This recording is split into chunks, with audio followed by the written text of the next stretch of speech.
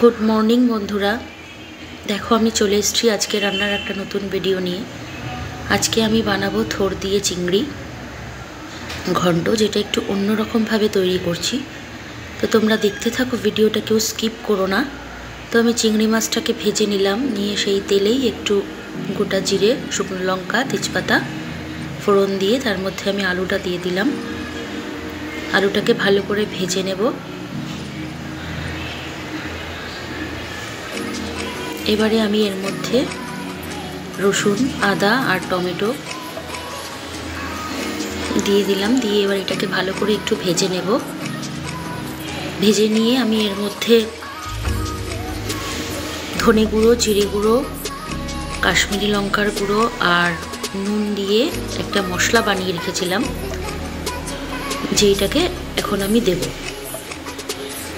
দিয়ে এবার এইটাকে ভালো করে কষাতে হবে বন্ধুরা, যতক্ষণ না তেল ছাড়ে।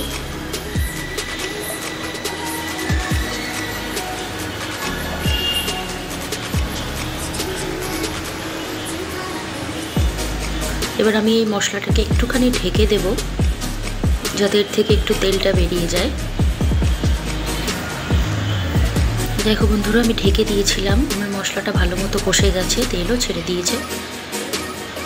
এবারে আমি এর মধ্যে যে থোড়টা চটকে রেখেছিলাম সেই থোড়টাকে দিয়ে দেবো। তোমরা দেখতেই পেয়েছিলে আমি থোড়টাকে একটু ভালো করে মিশিয়ে নিয়েছিলাম। তো দেখো থোড়টা দিয়ে দিলাম, দিয়ে এবার এটাকে একটু জলটা টানাবো। আর থোড়টা এমনভাবে সেদ্ধ করতে হবে যাতে জলটা ফেলানো না যায়। সেই জলটা শুদ্ধ দিয়ে আমি থোড়টাকে ভালো করে কচলে নিয়েছি। নিয়ে এবার এইটাকে ভালো করে টানিয়ে ড্রাই করে এবার এর মধ্যে আমি চিংড়ি মাছটা দিয়ে দেবো।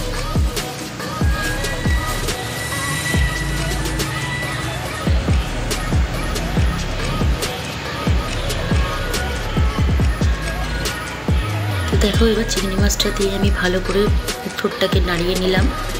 এটা যখন ড্রাই হয়ে আসবে বন্ধুরা, তখন এর মধ্যে আমি দুটো কাঁচা লঙ্কা, অল্প একটু গরম মশলা আর 2 চামচ ঘি দিয়ে গ্যাসটাকে অফ করে দেবো। দিয়ে একটু স্ট্যান্ডিং টাইম দেব।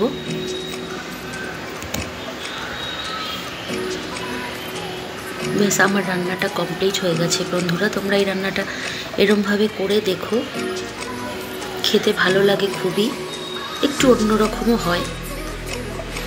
তো তোমরা আমাকে কমেন্টে জানিও কেমন হয়েছে। Thank you so much.